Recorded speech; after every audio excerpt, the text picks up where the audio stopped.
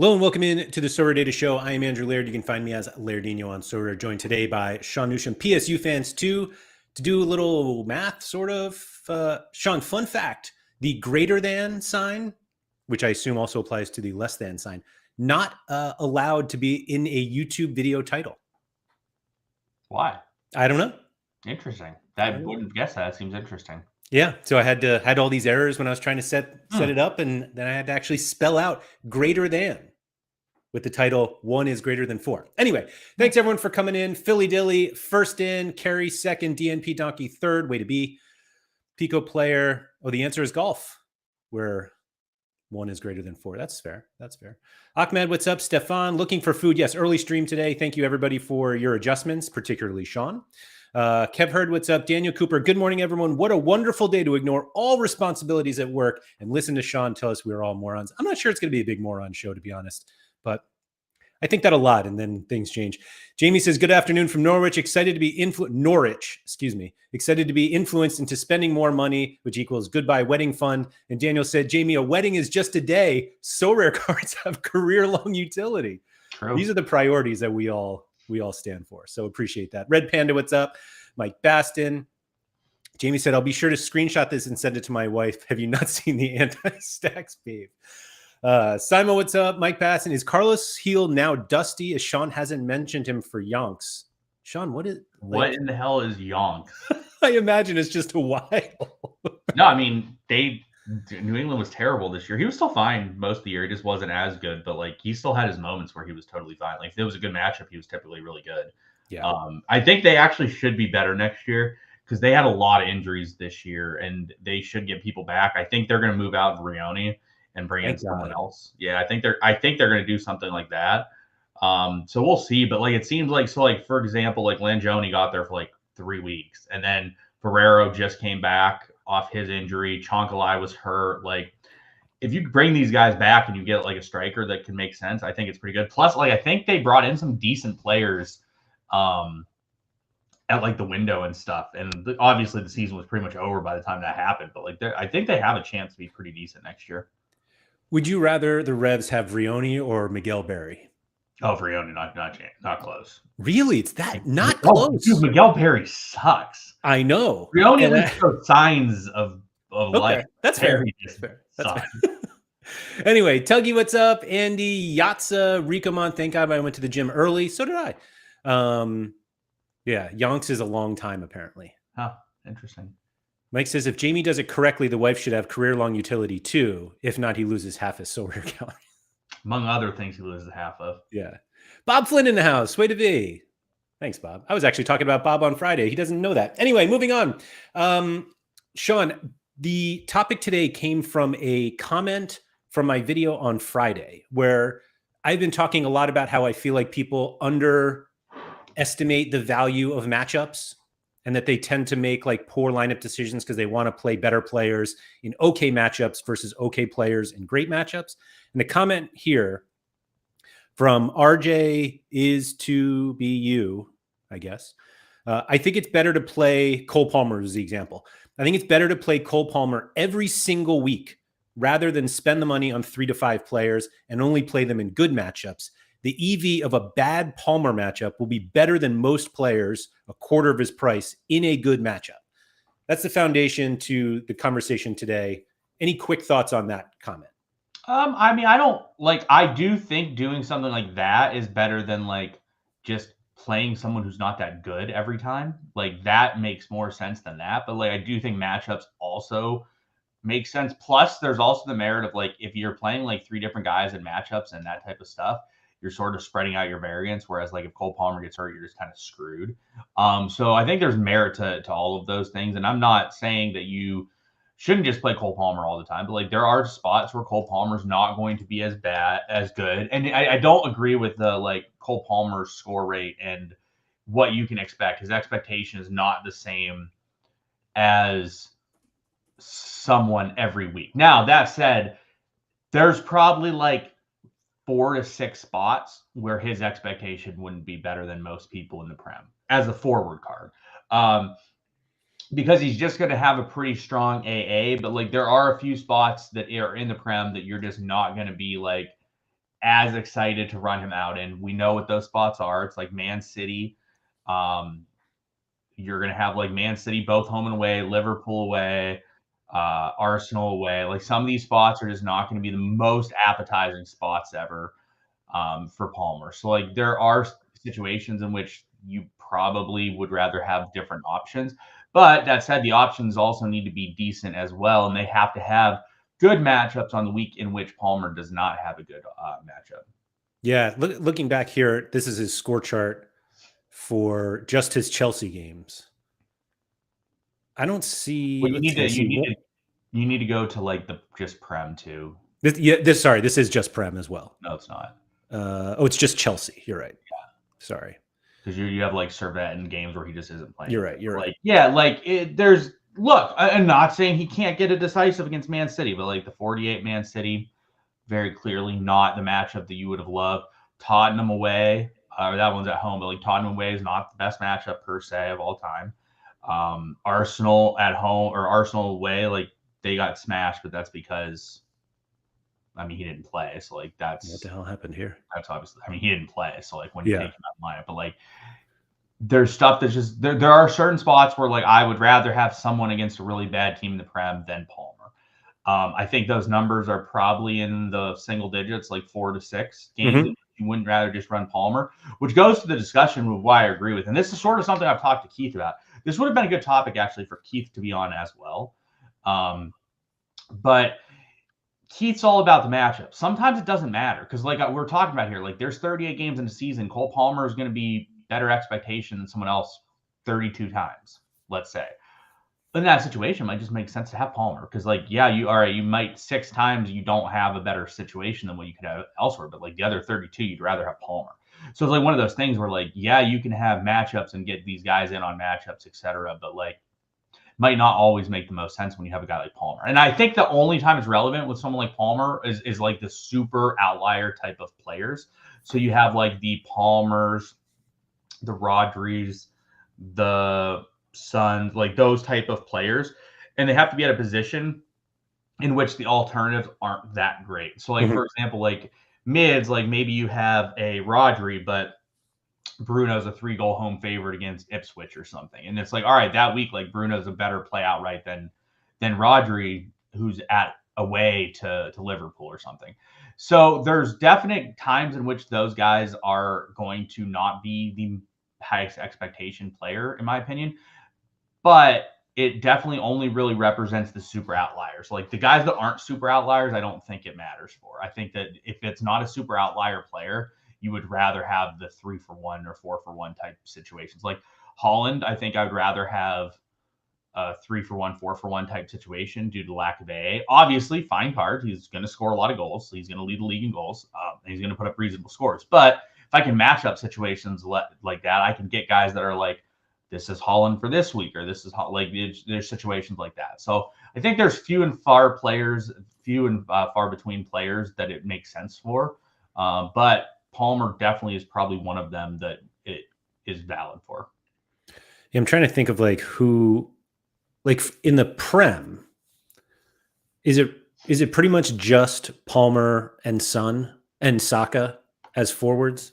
Yeah, like the forwards in the Prem are pretty overall weak. They just aren't that good in this single individual league. Obviously, once you get into more of a like, it's not a single individualized league, and you get into like Champ, it's not the same. But like, yeah, you have like L40 for that league. Like you have, so it still doesn't list Palmer. So I think Palmer's L40 is like 65. Saka is probably like 65. So like, you have those guys as like, let's say 65 guys, but like once you get past that, like it's not super appealing. Like, and a good example here, like a good example we'll talk about, Mbeumo, or Buemo as you call him. Buemo.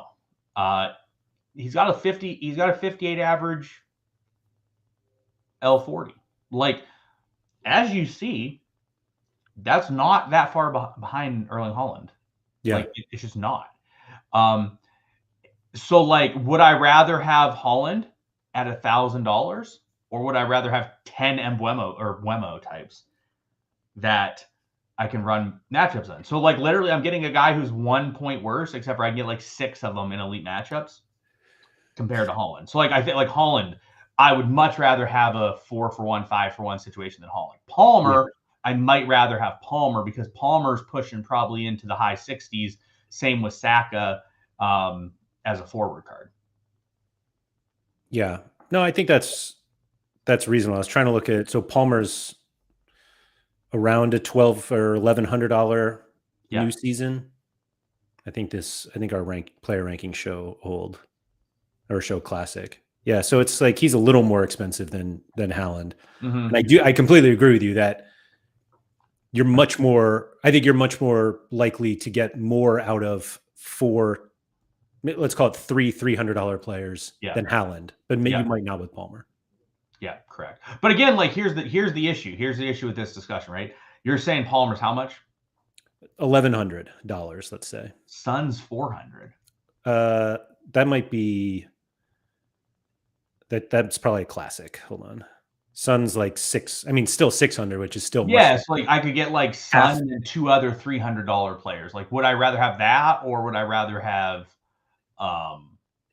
Palmer? And like in that situation, I'd probably rather have the Son situation, like because I'm getting an elite piece who's pretty equivalent when healthy. Obviously, he's not healthy at the moment, so like that fast to factor into stuff. But like all of a sudden, I can get that, and I can get a couple other $300 guys. Like I can get an Anthony Gordon. I was gonna say, like Son and Gordon versus Son, Gordon, and someone else. Like I'm not a big Isaac fan in terms of his production on here, but like again, like as you see, like forwards, like you could use like Salah. Like, would I rather have like Son, Salah, Gordon, or would I rather have just Palmer? And the answer is I would rather have the 3 because I can pick and choose matchups. But on top of that, it's helping me achieve more lineups too, which also is a benefit on top of just the ability to select. So like, like let's say Salah has a terrible matchup. Well, I still might get a game out of him in a lineup that if I didn't have him, I just don't even get a lineup out. So like there's a potential to get 2 additional lineups out by having these cards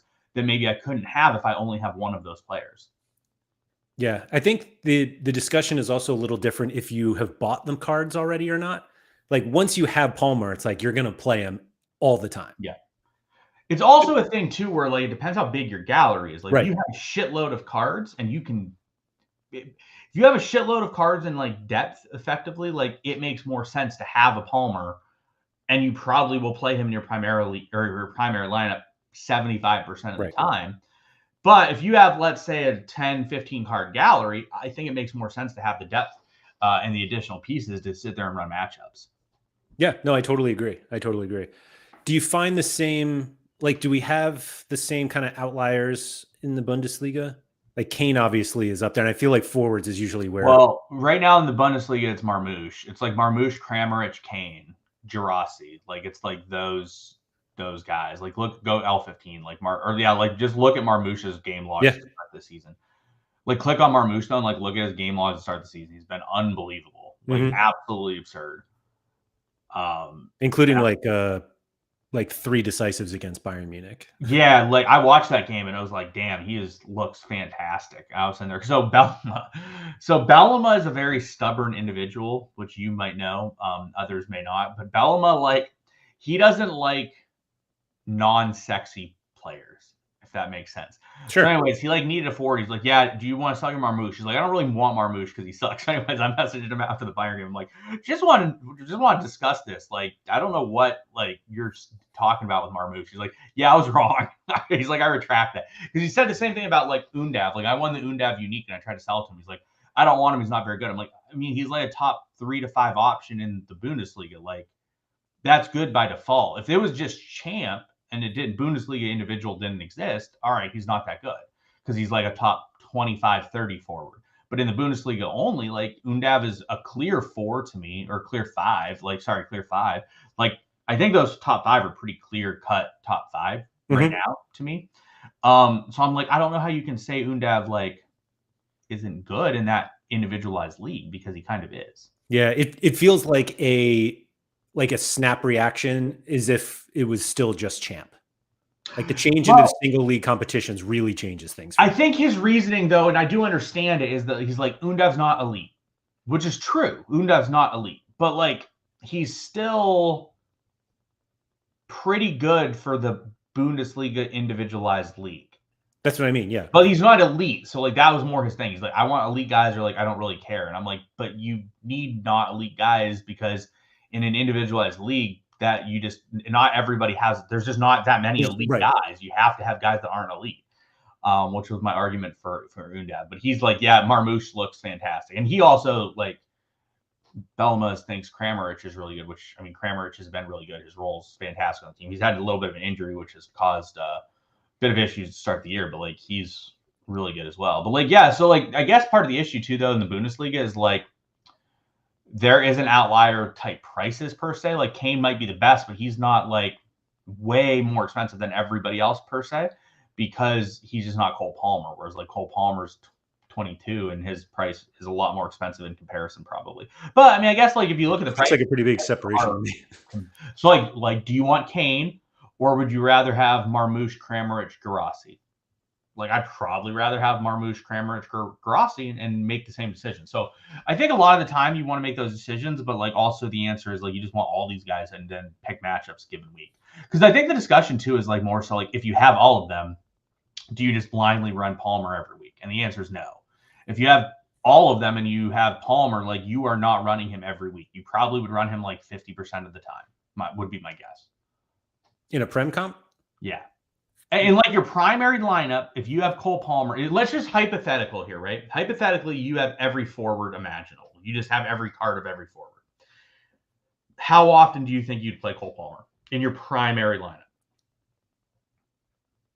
Yeah, I mean, I would assume that if it's more than 50% of the time, meaning he's the better play than like Saka and Son, and like, I wouldn't believe you. Basically. Yeah, correct. Yeah, it's sort of like one of those things. Like let's say he's at home again, or he's away at West Ham. Not a bad matchup. He's still a good card in that situation. But then you have like Saka at home against Ipswich. All right, well then Saka's the better play in that situation. Right. So like, it's just not a situation where almost anyone is just like the best card at any given time, except for unless you're like Buscaglia, who's just like, yep, he's just Buscaglia, and it's like I think Buscaglia would be like the best projected like midfield or defender in that region like 80% of the time. Yeah, no, I think that's right. Peter said, I think now people are doubling up on forwards. I do think there is some merit to that, but I also don't think it's necessarily the right approach and the optimal approach. Because the issue is scoring. Like you need to score better than you ever have in the past. And a lot of the forwards still don't have the AA that some other players may have. So to eclipse or to hit those 80 plus point games, which is realistically what you're looking for anymore, forward isn't always the best alternative for that. But I do think people are playing more double forwards, especially way back. Like, remember when we first came on, like when I first came on the platform, you double D'd a lot. Yeah.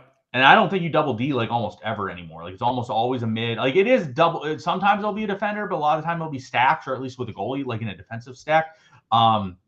Or like I'll play like Trent Alexander-Arnold and Virgil because like it's like they correlate really well together. Yeah, they correlate really well together because if Virgil scores a header, like it's likely Trent has the assist on it. So like, but yeah, I think as an overall, like people have moved more towards. Like I still think it's mid mostly a lot of the time, but more people are playing forward. I do think at their flex spot. Yeah, agreed.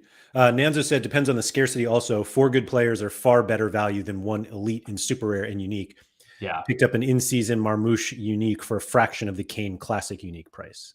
Yeah. And I think that's makes a lot of sense. Like, especially like in season, like that just frees you up to like do a lot more, especially if you have the in-season Marmouche, like it frees you up to play like a classic Kimmich, a classic Musiala, like all of those type of things. And it makes a lot of sense. And it's a very helpful situation. Yeah. I wanted to go back because this upcoming weekend, like Palmer is away to Liverpool. Yeah. Like, but I wanted to kind of like basically compare, like he's away to Liverpool, which I think is already one of those that like, it doesn't even matter what everyone else is playing because like you don't want to play him in that spot, but it is like Saka is away to Bournemouth. Son is at home to West Ham. I'll even put in Haaland away to Wolves. Like those are all better like Gordon is home against Brighton. Like those are probably all situations where you'd rather play them Palmer, certainly against Liverpool. Yeah. But even if he was like at home against Newcastle or away to Newcastle, like the other guys are probably better spots. Yeah, like there's just like they're in better spots. Now, obviously, you have other things to factor in, like you have the Sun injury, so like Sun probably isn't going to be an option. Like, will some of these other guys be an option? Because I'm guessing there's a Champs League matchups in the midweek, so like maybe a team like City will rotate and Holland will play. I have no idea. I haven't looked into the schedule at all, but like those are at least in play and definite possibilities. Yeah.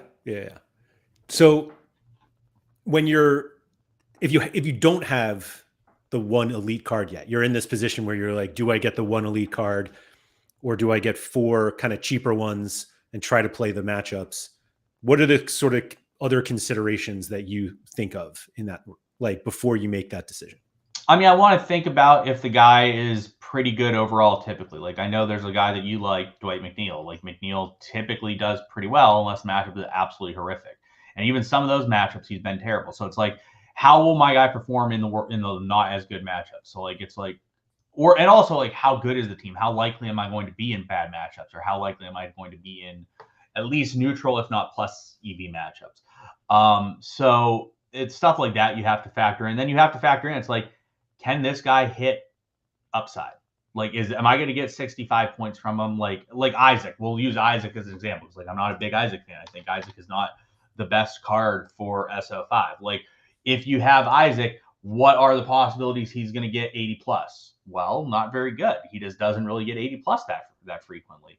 So like, do I want him, or like would I rather look at someone else?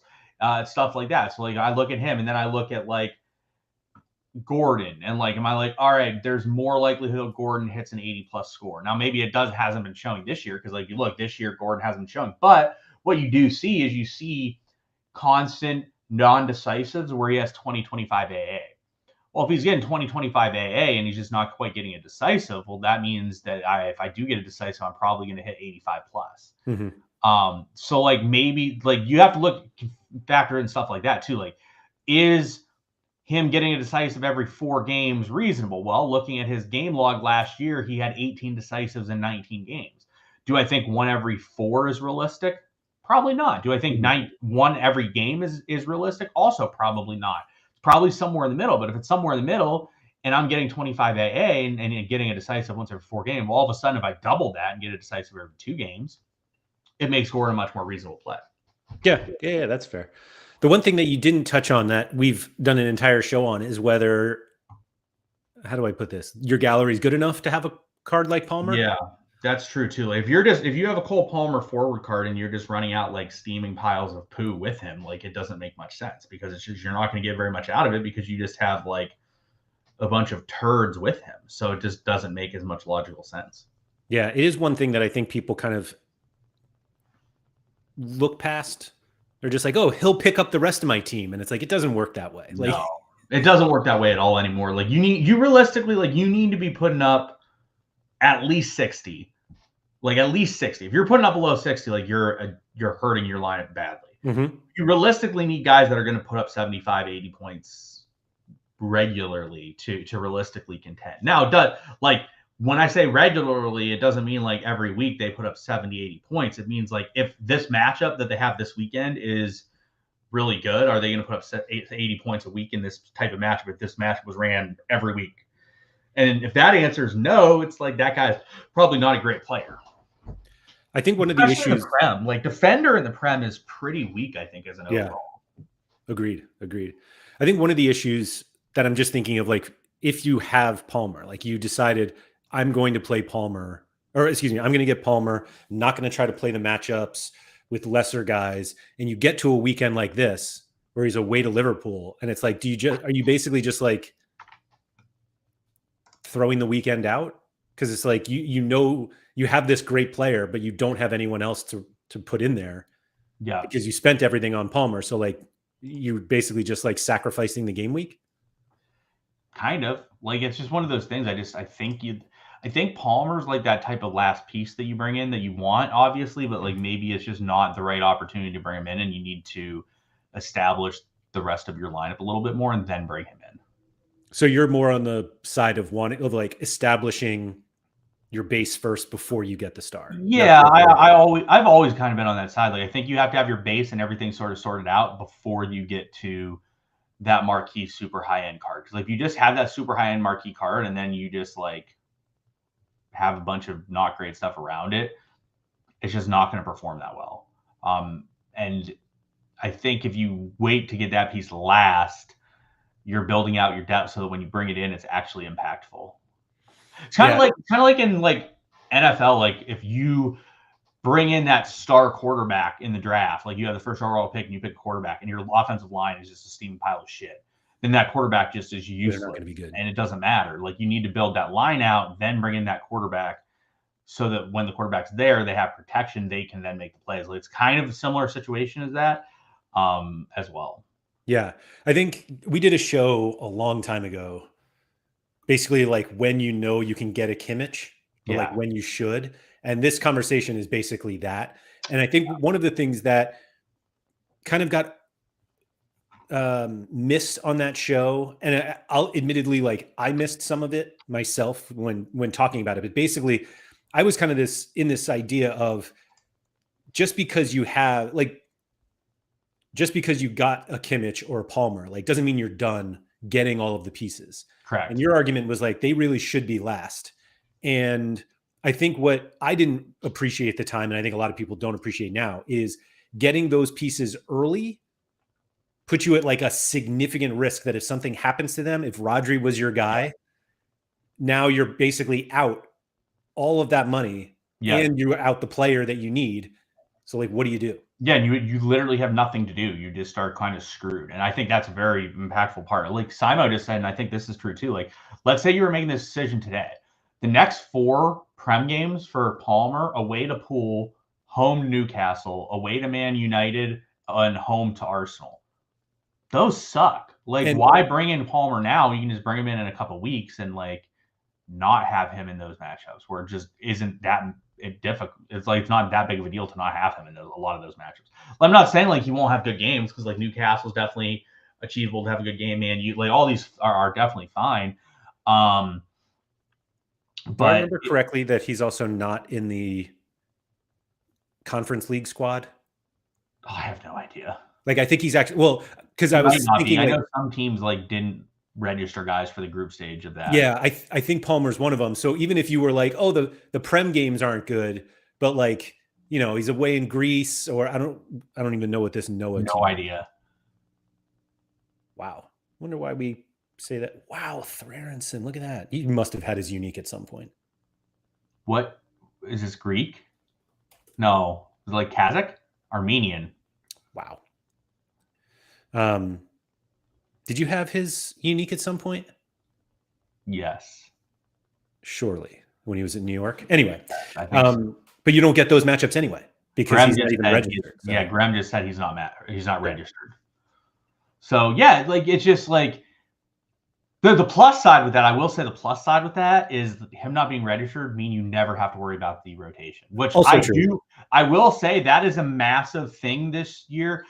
I think we agree, and I think a lot of other people agree. Some don't, but like I think as an overall, the midweeks are way worse.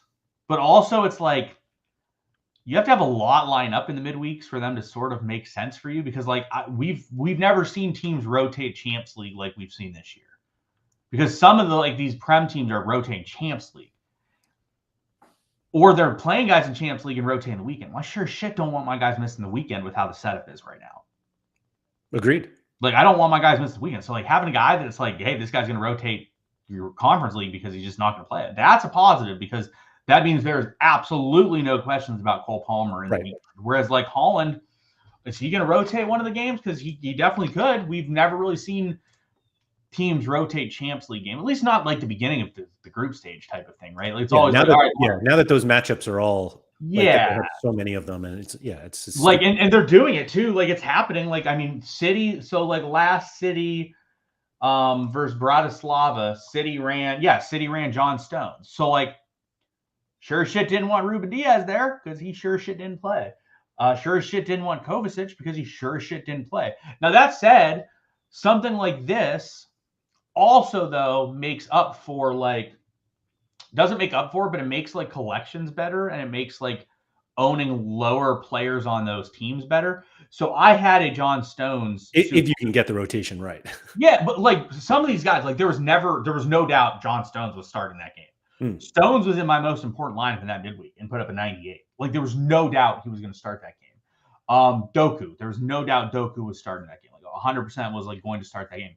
So like if you have those type of guys, like they can just rip massive scores in these massively lopsided matchups, which can be beneficial. But like Chelsea's a good example. If you know some guys are going to play, so like for example, I know that Badiashile plays in the Conference League right now, and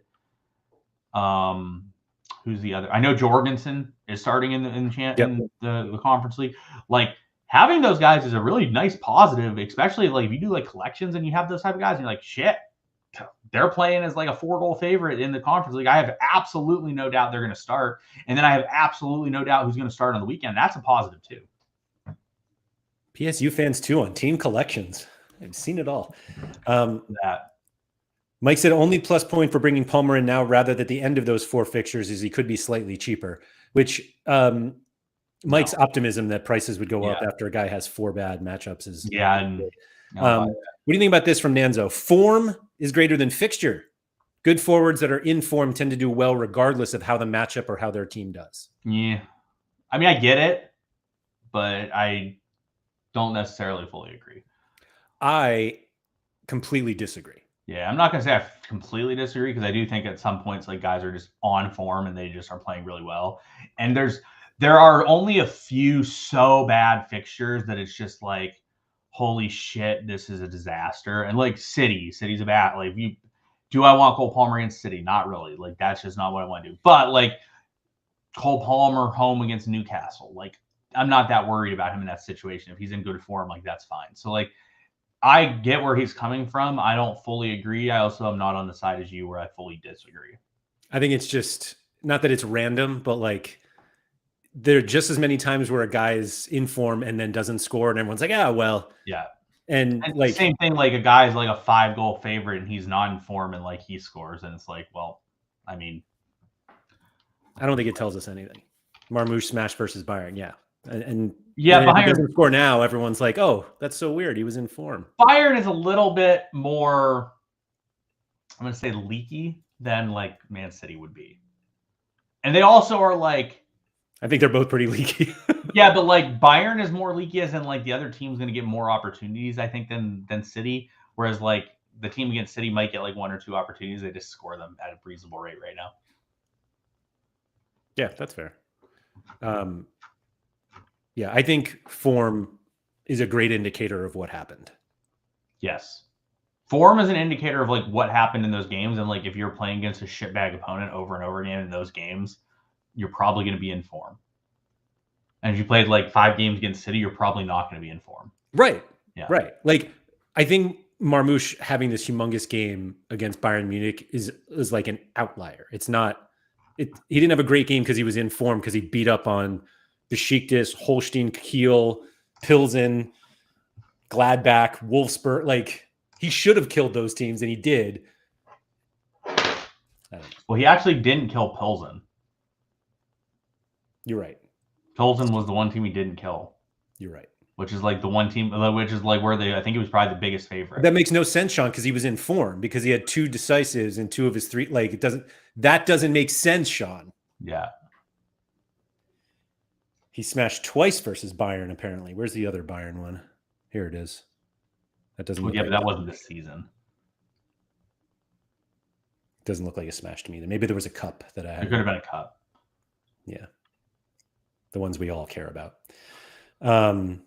Yeah, those suck. If your guys played in those games, oh man, that sucks. There is nothing worse than like looking midweek and seeing they played 120 in the cup, and you're like, yeah, you're just like, oh, yay. I like this. Simon said, if a striker scores a penalty 3 games in a row, are they in form? I mean, technically. They're in form from the spot, certainly. They are. I mean, technically. Blue Tomato said, I think he meant because of the 2 goals against Bayern. What was the comment again? Oh, he smashed twice. Okay. And an assist. So that means he's guaranteed to have another big game away to Leverkusen this weekend. Is that right? Am I getting this right? I mean, are we all on the Marmouche train now for this weekend? Top lineup, Sean? I'm going to play him somewhere. Well, I mean, you have 160 lineups. He's going to be in something. What one? I don't know. He's a little bit of a Bundesliga anti-gator guy. Leverkusen is actually a worse matchup, I think, than Bayern. Away, too. Yeah, but I think it's just like a worse matchup overall. I think Leverkusen. Frederick Rano? Oh, man. Good luck. What about him versus RFS? Where do you think that is? Denmark. No. Latvia. That seems like an encouraging matchup. Yep. Can't argue that. Red Panda said Adama Traore did not score at a reasonable rate against City. What did that have to do with it? I don't know. I don't know either. I don't. Is Adama Traore still in the Prem? Fulham, right? Maybe. I have no idea. I'll look it up. Nanzo said you underestimate the human aspect of football. Confidence is a massive factor. Out of form players rarely smash because of a good fixture. I mean, again, like they have to get back in form somehow. Right. At some point, the form ends or it begins. Yep. At some point, they're like, I'm ready. I'm coming back. Right. Come back. Or they're like, I've struggled enough. I am back today. Oh, we're playing a terrible team. Great. Never scoring again. Just poking fun at Traore. 3 1-on-1s. I think he missed 4 big chances. Somebody had 4 chances missed the other day. Adama Traore having BCMs does definitely check out. That guy screams like a massive BCM. Like just walking a BCM. Oh, he's actually been reasonable. Oh, okay. That dude was I remember how fast that dude was. Might still be. Yeah, 3 BCMs against City. Tell you what games I'm not watching, and I'm not watching for, and that's Fulham.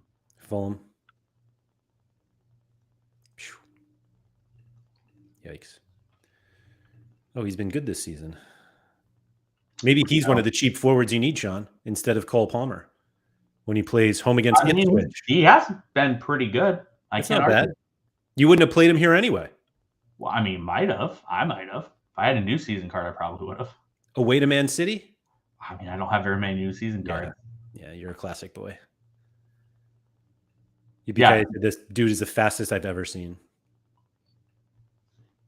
What do you think about this fear from Marco Sullivan about Marmouche going to Southampton and dying? I mean, I definitely have concerns about Marmouche's next move. I definitely am not. Although he might be playing himself up a level to like. Maybe. I saw a rumor of Liverpool the other day. I'm like, all right, that's more positive than Southampton. How old is he? He's still pretty young, isn't he? He's not that old. I think he's like 25. 25, yeah. I mean, him staying for this year has been great because he's just smashing his brains out. I don't want him to leave. Right. But like so much of in-season cards is like it just your value's the in-season. Once they're out of season, like you're losing a lot of the value anyways. He's still a solid classic card though. Oh, if he stays in the Bundesliga, yeah. The Southampton, no. No, right. But my forwards are terrible in the Prem and the Super level anyway. So like Would you want him there? No. Because you get one? No. If he goes to Liverpool, I'll take that because at least then I have some upside on it. He could turn into Luka Jovic. I'm not sure that's a compliment. I have no idea where he's at anymore either. Nanzo said, I'm happy for everyone else to focus on fixtures over form. I'll take that fade. Like Nanzo, I guess when you have like uniques, you can't like easily pick and choose. But like, is Marmouche away to Leverkusen going to be in like a high priority lineup because of his form? That's a good question. He would not be for me. That's a good question, Nanzo. Is Marmouche going to be in like your number one lineup if you have a Marmouche?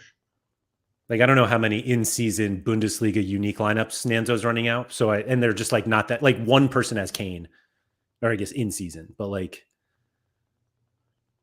when you don't have that many options. Like what else do I have it? Here we go. Like Dortmund, Bayern, like Leverkusen are the third biggest favorite. I don't know. I mean, it seems like the Dortmund matchup's good, but like, there's your discussion. Dortmund's been horrendous. So would you rather have Dortmund guys in that matchup, or would you rather have like Bayern guys against? I mean, to find Marmoush's matchup, you have to scroll to the bottom because there's only two worse. Yeah, it's terrible.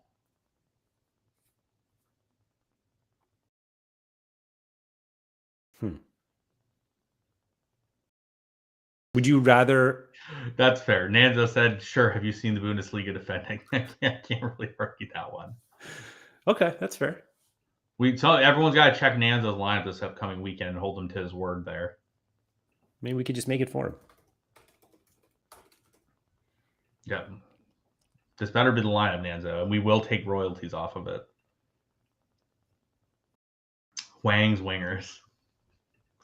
Nice name.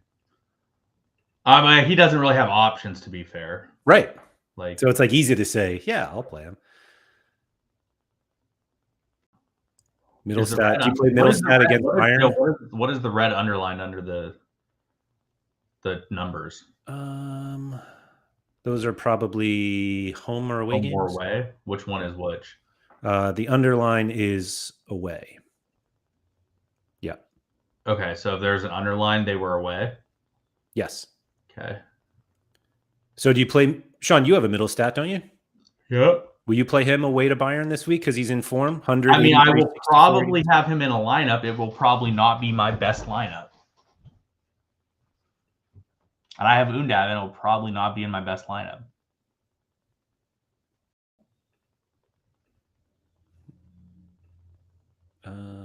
Yeah, we only need 3 in season, right? Yeah. This game's so easy for you guys up there. Anyway. Yeah, so like, I mean, in theory, it's a Dortmund weekend, but Dortmund's not been in form. So like, are you going to play Marmoush or are you going to play like Dortmund guys?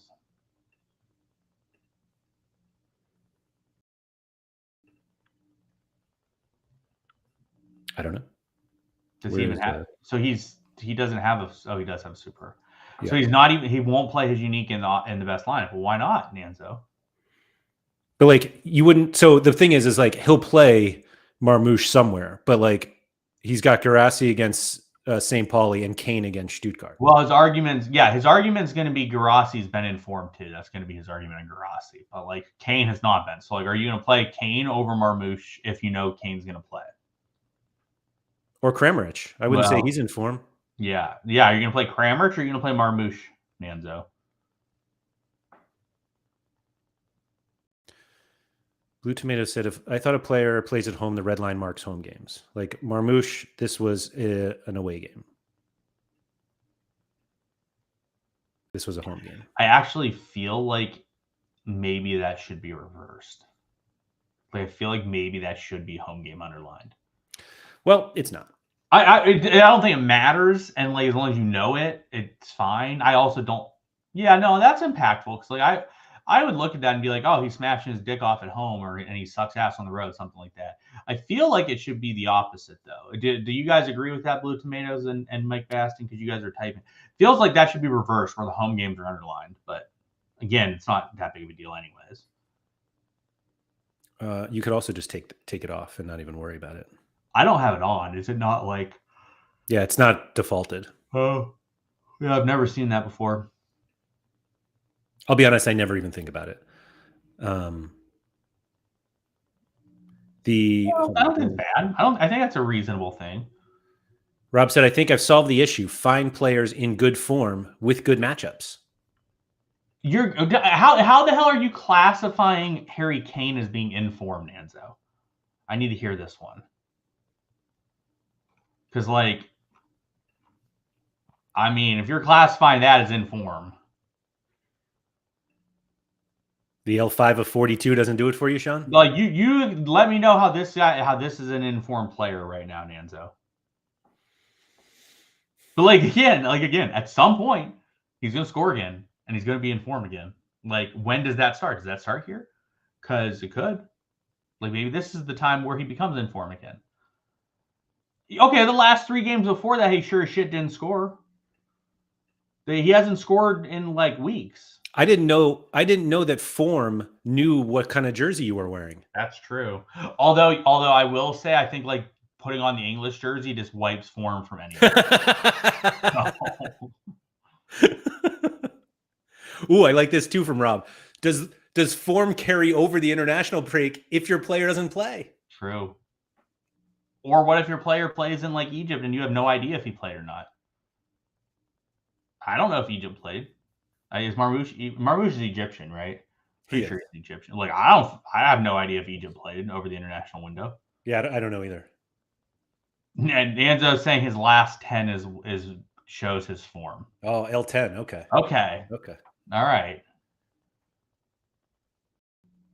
So he beat up Bremen, Zagreb, Holstein Kiel, Freiburg, and Wolfsburg. Yeah, that's this season. Yeah, yes, he's in form. And we just ignore these.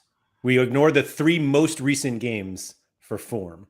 Yep. If the 7 before that, are, although it's only 5, right? What if there was 10 games and he didn't have decisive in 8 of them, and the other 2 were the Holstein and the Zagreb game where he had 8 decisives? Like, is he in form in that situation, Nanzo, or is he not? Well, he's actually only played 8 times for Bayern this season, though.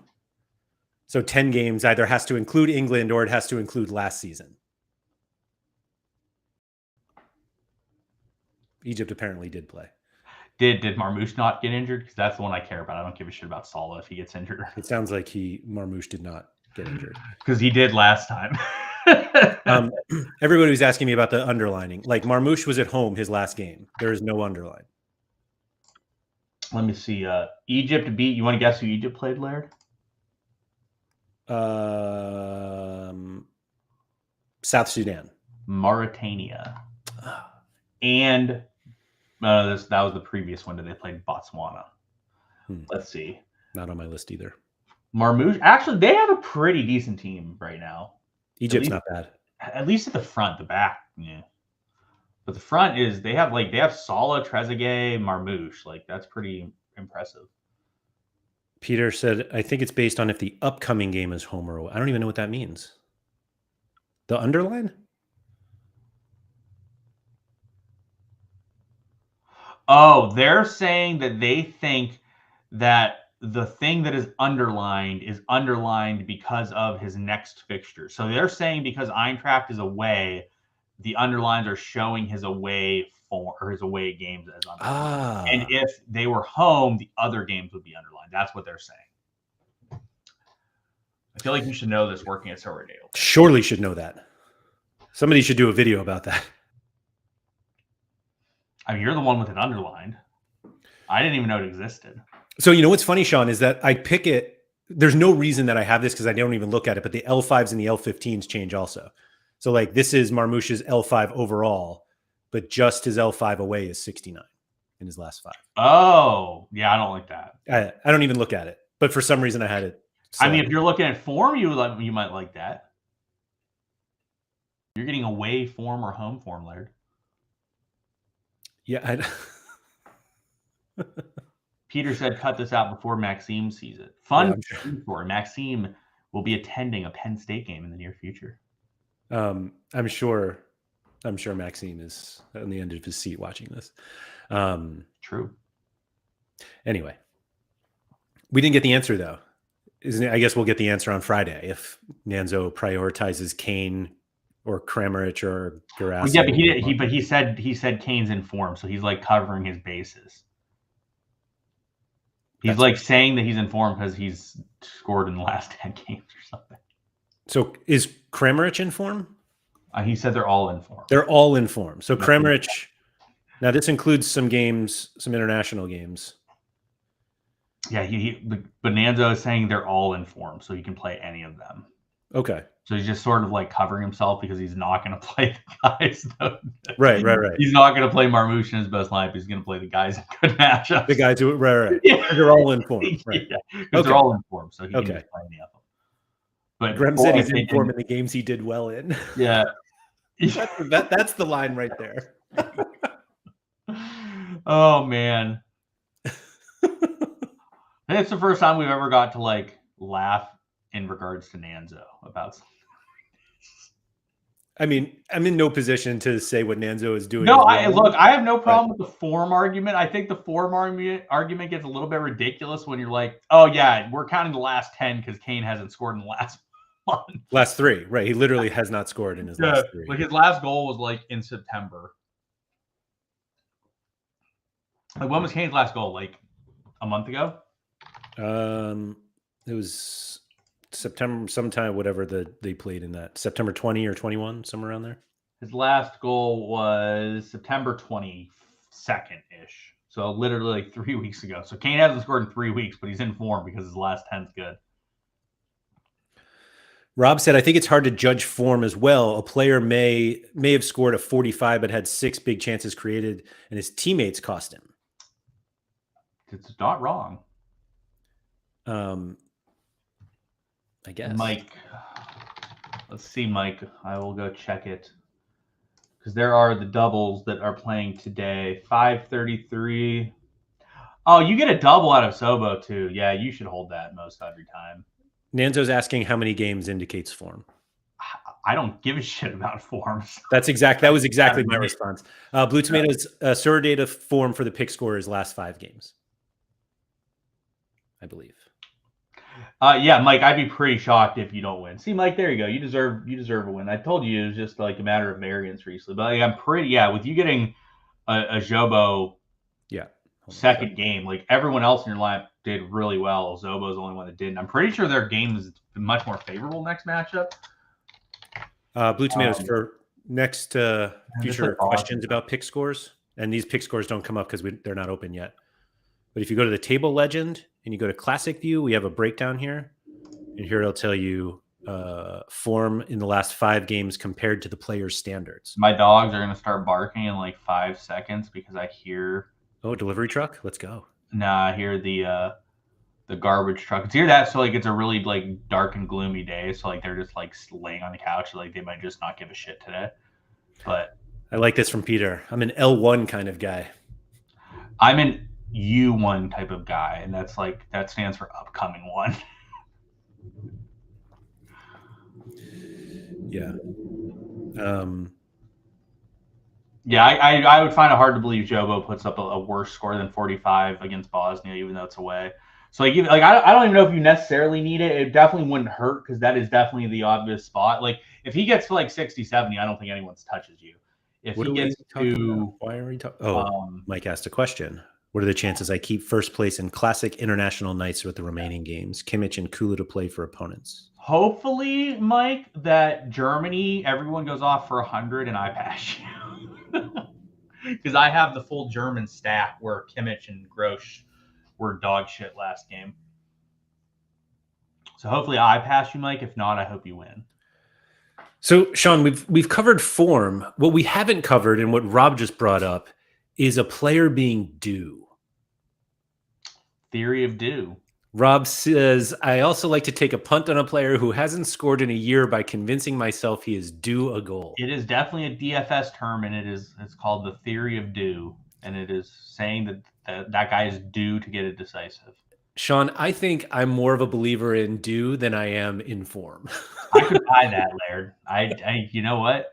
I don't like if you sit there and you have like 8 BCMs in the last 3 weeks, like means you're getting yourself in spots to put the ball in the back of the net, and at some point, like the ball's gonna hit off you properly and go in the back of the net. Blue Tomato said full stack. Yes, full stack except for the goalie, but my goalie did get a clean sheet, so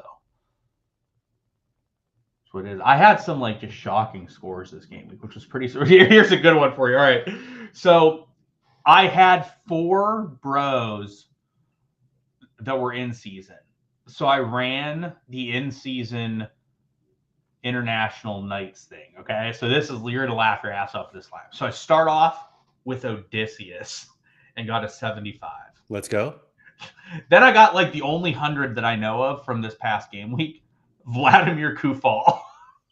Like hasn't played a league. I literally just have this card randomly. And then I have Jobo, who was terrible and horrendous. Then I have Demirovic, who had a a terrible BCM versus Germany, and then I have Gnabry, who just ran pretty terrible not to get it decisive. But I was like, man, if this lineup somehow puts shit together, like if Demirovic just steps on the field today, his score improves by 17 points. He literally lost 18 points in the game because of how bad he was. Jeez. He literally lost. This was Demirovic's game. He got a yellow. He lost 13 duels, 1-2, and he had a BCM that was pretty bad miss. Just to answer your question, Kufal was one of 3 players with 100 this I was year. gonna say I didn't see very many in the stuff that I saw, but I didn't look that much because my lines are dog shit. But yeah, Kufal just rips 100 up against Albania. Yeah, Kufal 100, Luka Modric. Oh, I did see that. I did see that. Yeah, yes. And Nico Williams. Shout out to Harry Trades. Didn't see that, but yeah, Harry's like, how did I get my Wales guys to win me rewards? I'm like, you need them to get relegated in Nations League to the bottom. He had a good lineup this week. At least, yeah, but he wanted to win. I'm like, to win, you need to get relegated to where you're playing like Gibraltar, yeah, in the Nations League, or you need like Wales to match up against like Gibraltar in a World Cup qualifier week. There were only 4 others over 90. It seemed very low. Like there was some good matchups, and like people just didn't seem like they were producing very well. Yeah, this is the rare impact players. I have Leinert. He's on my bench. Who? Yeah, Philip Leinert. I have Hakan. I had played him somewhere, but like they sucked. They were not good in that game. He was fine. Saw Trent. I have like most 90 without a decisive. Yeah, it was just a pass fest. I'm pretty sure. I'm pretty sure he just like passed the ball a shitload. Wow. Yeah. Well, he had good attacking stats too. Yeah, Guler was not good, surprisingly. I didn't really get a U23 lineup that had like everybody had a double and they just all went out there and just absolutely bed shit. Like I had Trubin, who did get a clean sheet, and then Josko. Then I have Arda, Gravenberch, Kavica. But like Kavica is more so for like this game. I think this was a more favorable game for him, the one coming up today. And then Guler, that was the favorable matchup, I think, and he just was terrible. I don't know how.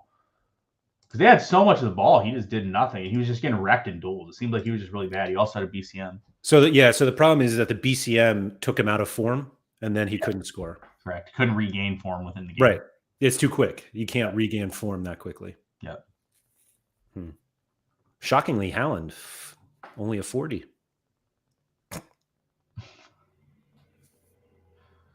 He's definitely not a great international card. International stuff is interesting and fun because you have like random dudes who are just like really good plays internet. Like Milan Skriniar, Slovakia has been relegated enough that he's like a pretty damn good card during these international windows because they're playing at a pretty low level in Nations League. So like they're pretty much a decent sized favorite every game. And he's just like a locked in starter. So like he's been pretty good. I'm excited for Sorare to start trying to do like different competitions for the different levels of the Nations League. Is he Slovakian or Slovenian? I think he's Slovakian. I can never remember. He's Slovakian, yeah. Rick Anderson said Norway without Odegaard hurts them a lot. Yeah, that's valid. Norway without Odegaard is they would be much better off losing Holland than they are losing Odegaard, I think. For obvious reasons. I'd agree with that. Yeah. This is the U23 impact players for anybody curious. What's on the screen? Oh, yeah. Like you literally are just showing like my like super rare lineup pretty much. Because it's literally Trubin, Josko, Guler, Jude, Gravenberch, or whatever. Kavica. Like that's your congrats on your 95th place finish. No, I have a chance. Actually, it can't be that bad. It's not like there were that many good scores. No, I probably have a chance. I need Guler to score well today, and I need Gravenberch to like get to like 65. Yeah, like the only popular player who scored well was Wirtz. You mean Nico Williams?